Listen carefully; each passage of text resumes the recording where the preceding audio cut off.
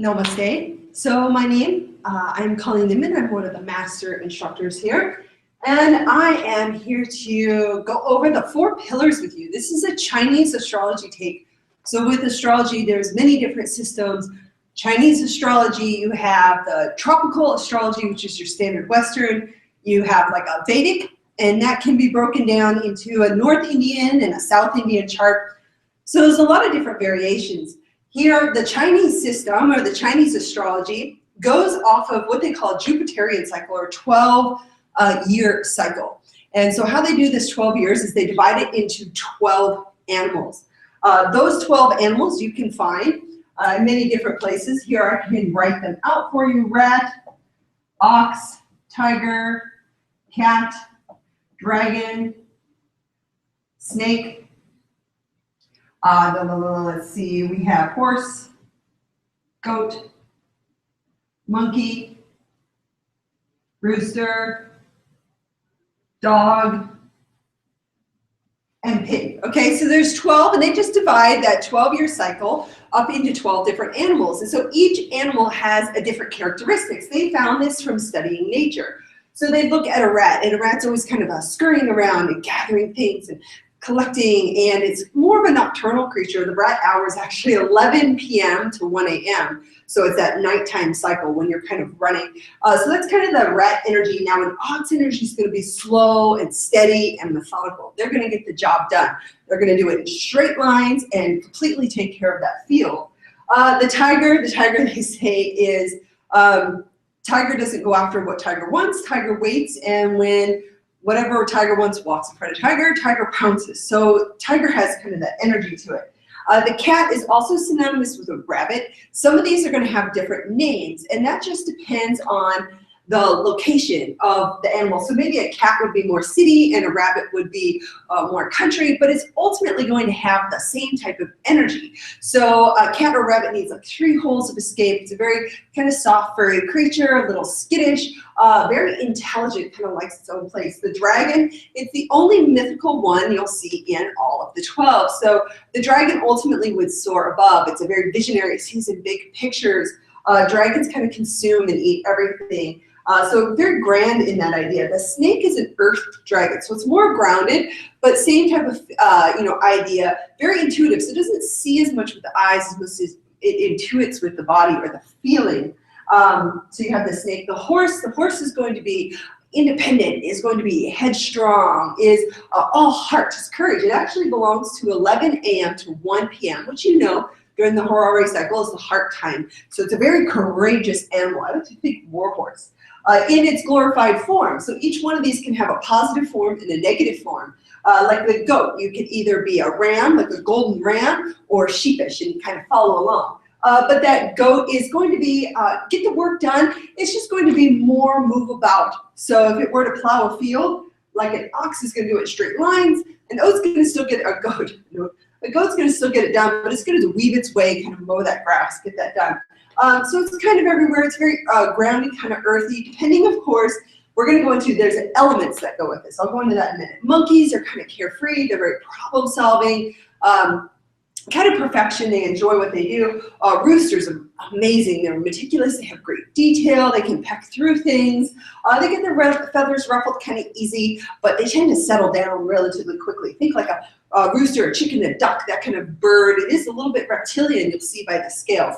But that's just the energy. Again, we're trying to decipher different energies. So don't look too much at just a narrow view. Try to take a broad view of what that energy is. Like this year, or 2017 was a rooster year. So it was a very meticulous year of getting things in order in details. Then you have the dog, the very loyal dog, very loving, very distinguished dog. Some of the dogs are very intuitive, okay, so family loving. Then you have the pig. The pig loves luxury, loves kind of abundance, very smart, very, very smart creature. In fact, if you look on the scale, there's this scale of the 4 smartest creatures on the planet: dolphin, pigs, like apes, chimps, things like that, and humans. So there are these 4 at the very top, and pig is one of them, so very, very smart.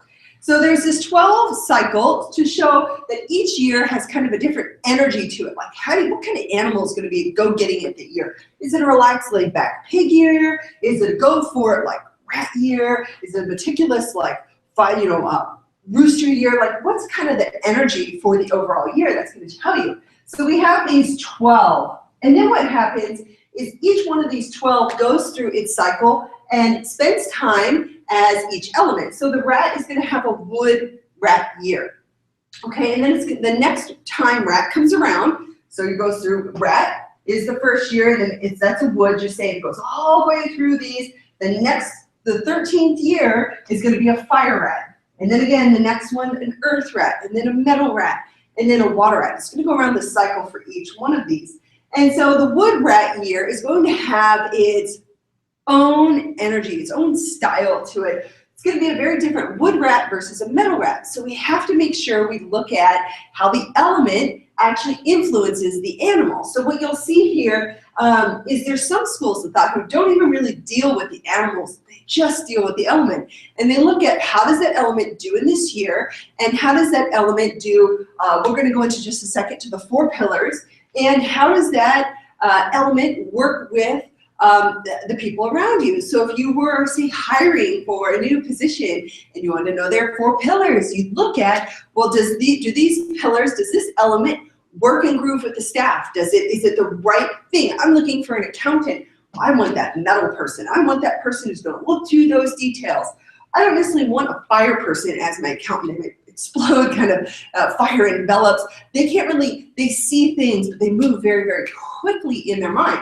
So I'd want a fire person as my sales, but I'd want a metal person as, or even maybe a earth or a water person as more of my accounting, okay? But I want that metal meticulous nature, I want that fire in my sales. I do want some nice earthy person because they're gonna stay in that position for a good long solid time. The wood and fire person tend to be more excitable and move about rather easily.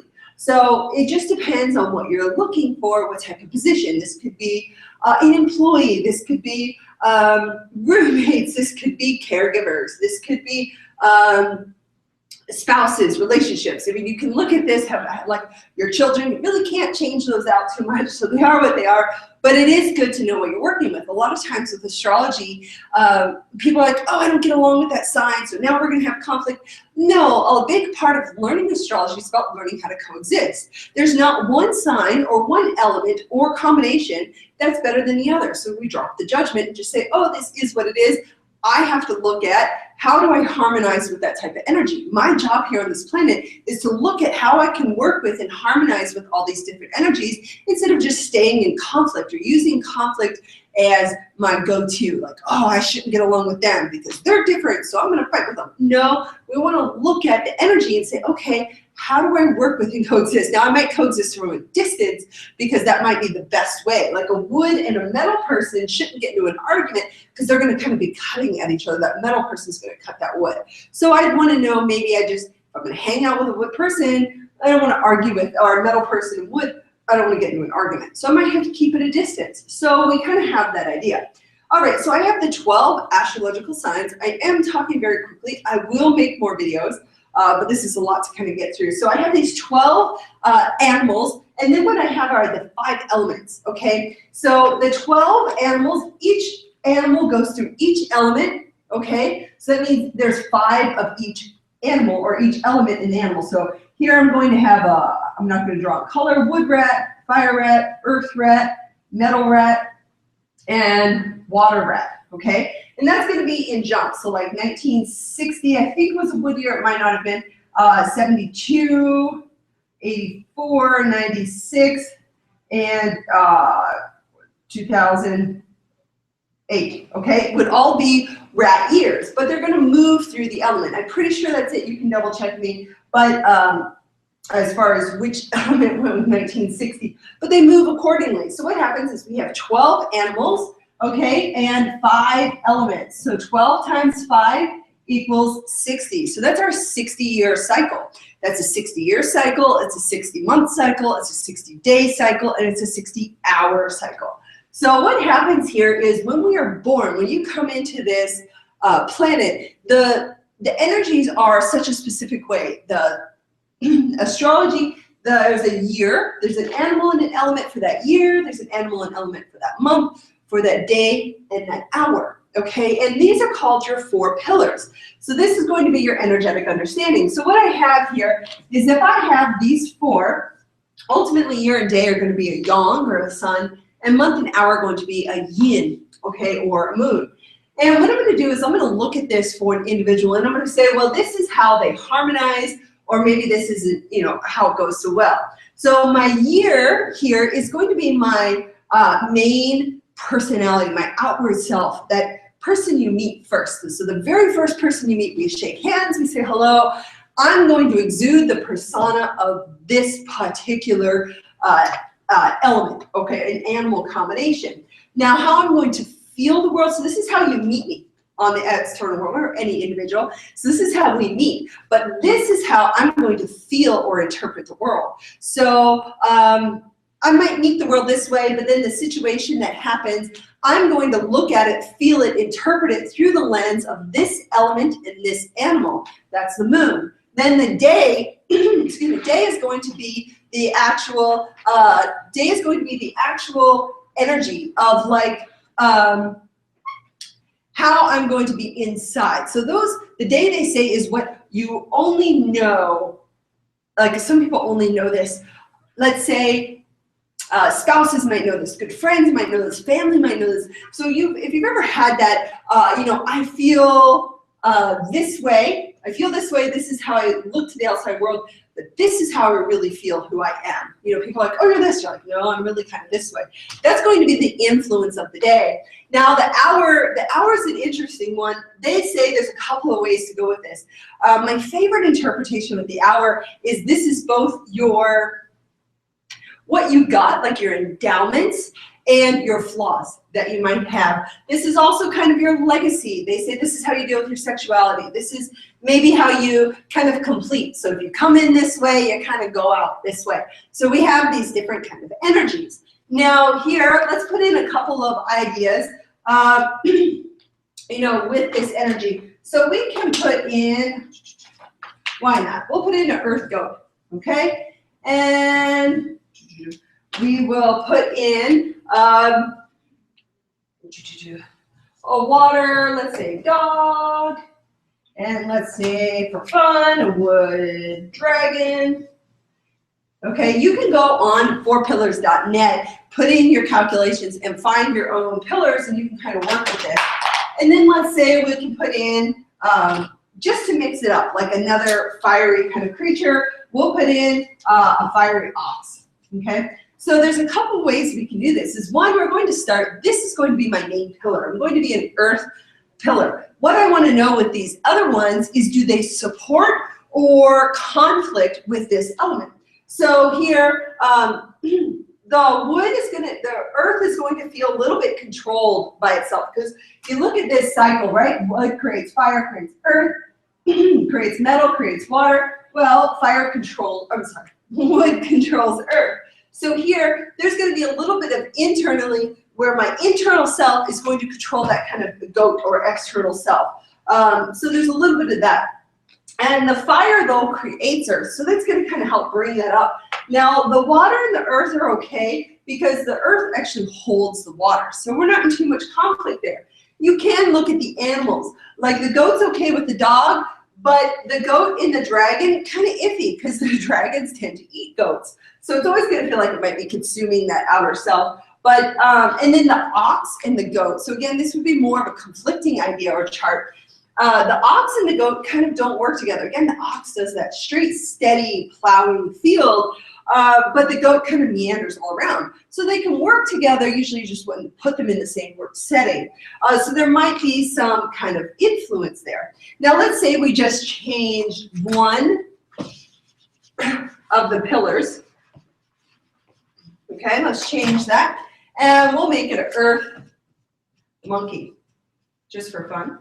Okay, so now we have a lot less conflict to chart from that fire ox to the earth monkey. So the earth's just going to be supported. It's going to make that earth more stable, a little bit more yin and heavy, especially it has 3 yin signs. So this earth isn't going to be a moving earth. Like before it had the fire, so it had a little oomph to it, a little kind of yang, get up and go. This is going to have a little bit more of a yin to it, touch of yang. Because remember, the cycle goes, this goes up, up, so Yang-Yang, this is equal or balanced, down, down, Yin-Yang. So, okay, I have 2 balanced kind of, and then 1 up and 1 down. So it's not too bad of a chart, you know, as far as they go. And the monkey and the goat do okay. So they're close enough in the sign where they don't conflict. Because ultimately what we do with these 12 is, I'll have to do it in another video, is we're going to draw them out in a circle. I'll put it with the Horary circle as well. But they do have a trinity where there's 3 that kind of get along, and then there's some they don't get along with. Like here, the rat, the dragon, and the monkey all kind of get along. They're all in the same kind of energy. So those 3 would be like the trinity of it. But what wouldn't happen is the rat doesn't really care for that snake. These 2 don't really care for the dog. It's just too tough of an energy.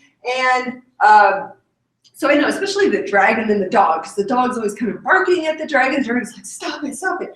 So there's a little bit of that energy that kind of happens there. So we do want to be able to, and again, we'll go through this in a future video. First thing is just to get to know your pillars. This is your main pillar. Look it up.